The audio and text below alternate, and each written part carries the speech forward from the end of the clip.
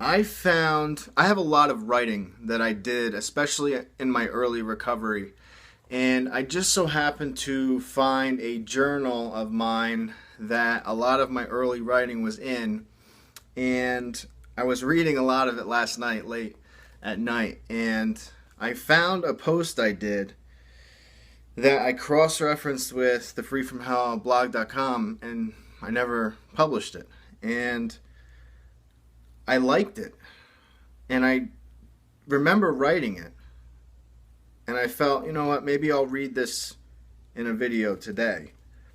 And the basis of this entry, I titled it The Greatest Lie Ever Told.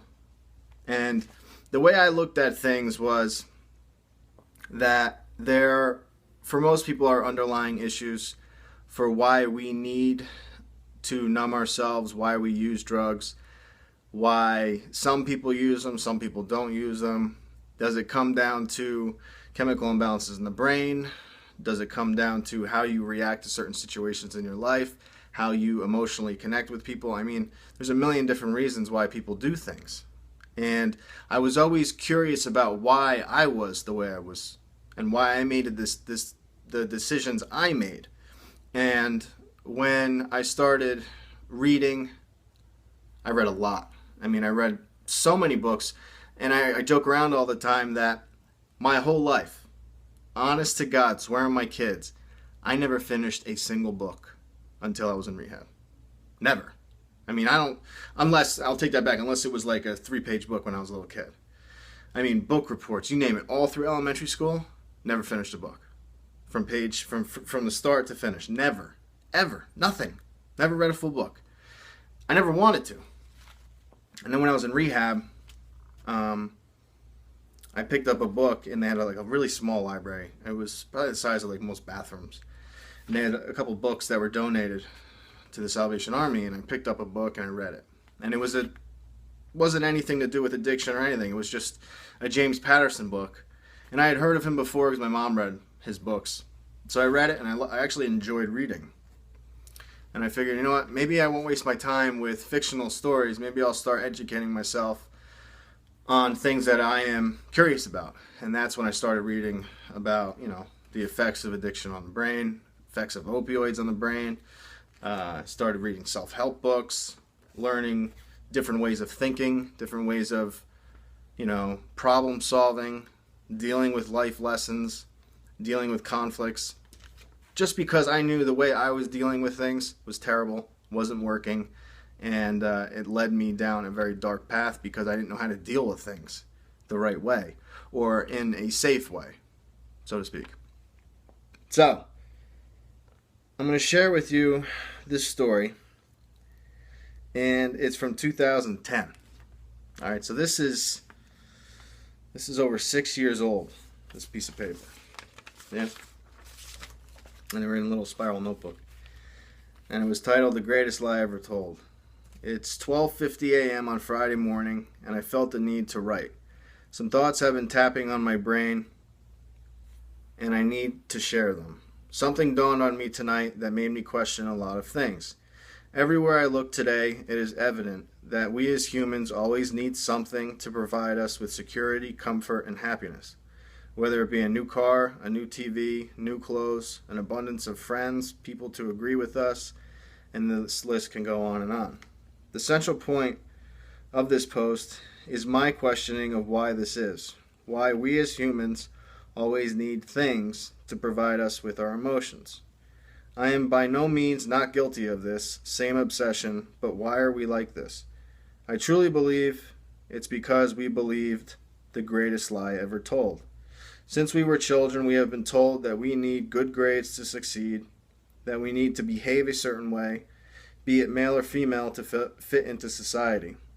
If we be the way we are supposed to be, we will be accepted and gain a wonderful life. If we don't do as we are told, we will be unsuccessful and miserable. Who is to say that what we were taught as children is correct? Your parents and teachers were taught the same rules when they were children, but who's to say that they were right? I'm not saying these people don't want the best for you, but what makes them right. As children, we played and enjoyed life. We didn't see flaws in people. We were able to sense happiness. Children do not see race, religion, wealth, or social class. We are taught these things. The moment a child is told they need to do this or that to be good, the lie is planted. This may seem harmless and just a natural way of rearing a child, but think about the damage implanted. I don't even know if that's a word. The child now feels as if it needs to do certain things or act certain ways to be accepted. If you're a good boy or girl, mommy and daddy will buy you a toy. Hence, the child feels that they now need that toy for happiness, and when in fact they don't need anything at all. In everyday life, you just need to have a simple conversation to hear this lie. What are you up to these days? 9 times out of 10, someone will reply with what they are doing for a living, what they plan on doing to move further up the ladder. The higher up the ladder, the more they obtain, the happier they become. Right? Wrong. We have all heard that money doesn't buy happiness. Then how come I see people throwing hard-earned money on lottery? They are chasing a void that will never be filled. This is because we all have a feeling that materials make us happy, new things to spark interest, and when they no longer fill our void, we move on to the next thing. This goes on forever. But the truth is, all you need is air, food, and water. Don't believe me?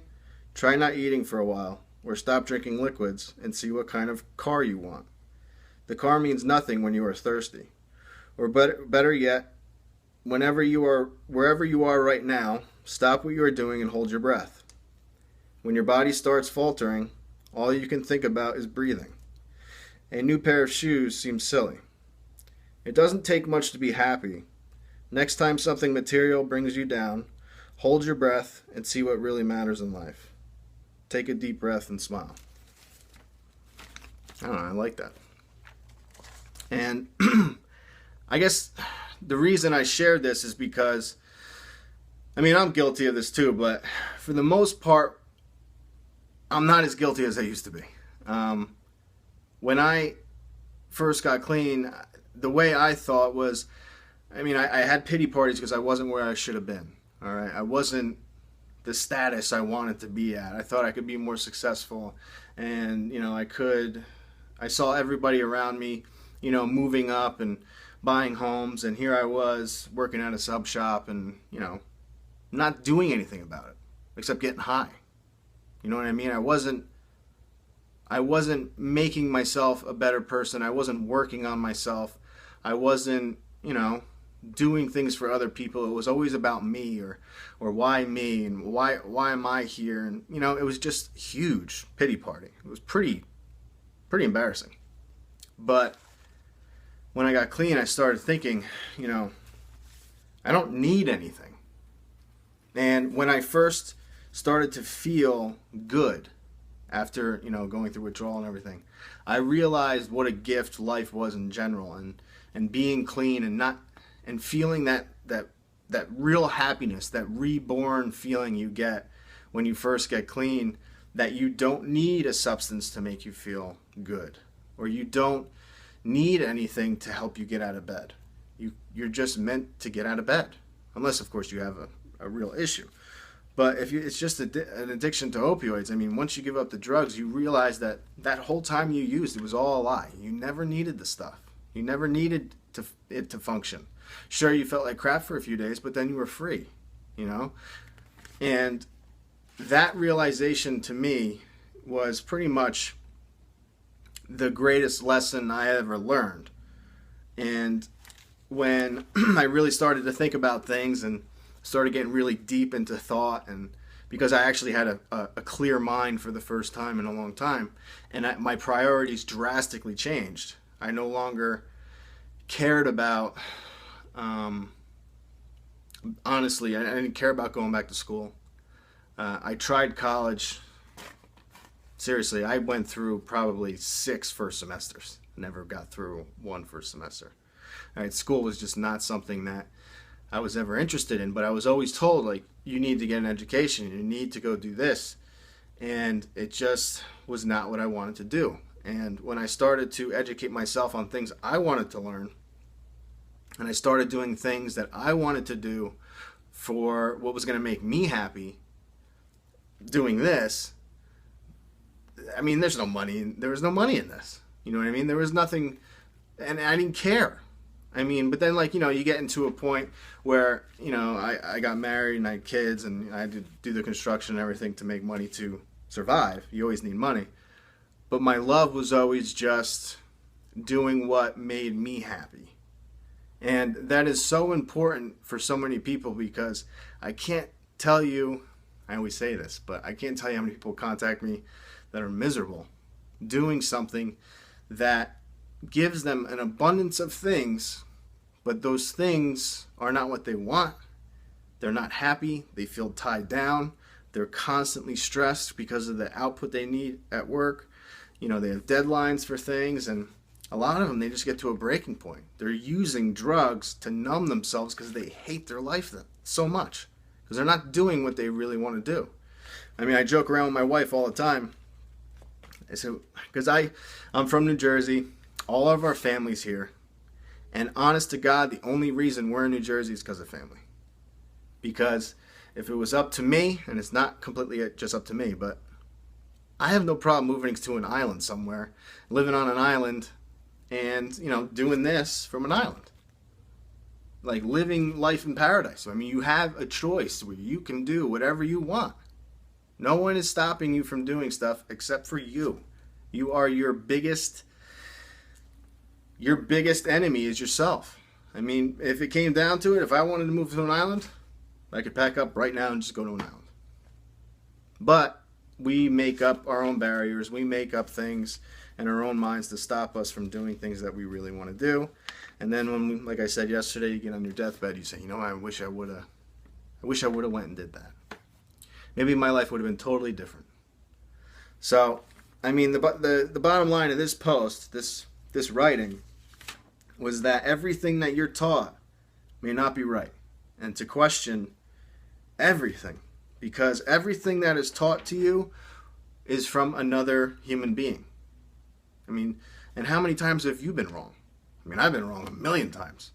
So, as a collective, as society, we make rules for ourselves, and so many people are just unhappy with those rules and those certain things that they need to do to gain happiness is just a bunch of bull. Because you don't need things to be happy. You just need to do what makes your heart sing, and as corny as that sounds, and you'll be happy. But first you need to get clean.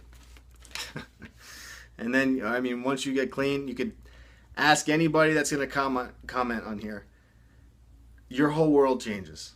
Especially after you live through the hell of addiction where you're constantly just poisoning yourself.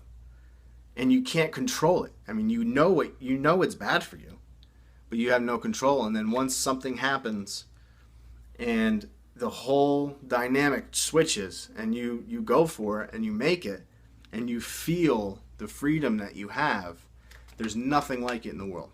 At least nothing I've ever experienced. And I've done a lot of stuff.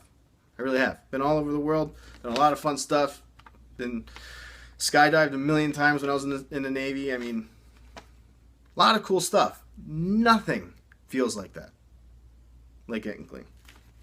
And having the reborn feeling and the freedom to do what you want to do with the rest of your life. So, bottom line is, don't let anything hold you back from doing what you truly feel like you should be doing.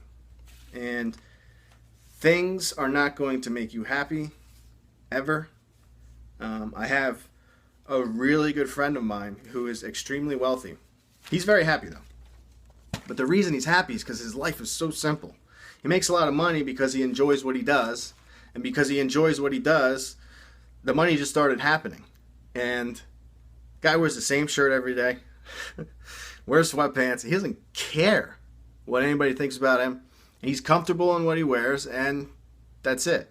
And if you're comfortable in your own life, in your own skin, and you do what you love, and you don't give a crap what anybody thinks about you, I mean, what more can you ask for? That's true freedom. All right, this is a long video. I've been yapping away. I'm probably going to go back to some stories tomorrow because I'm getting carried away with my pushing my thoughts on you guys. I'm sure some of you are just like, shut up already, dude. But check out some more videos. If you'd like to share your story, you can email me at ryan@compsupport.com. In the subject line, put YouTube story, my story. Let me know if you want to use your first or last name or stay anonymous. Leave some comments, leave some thoughts, and check out some more videos.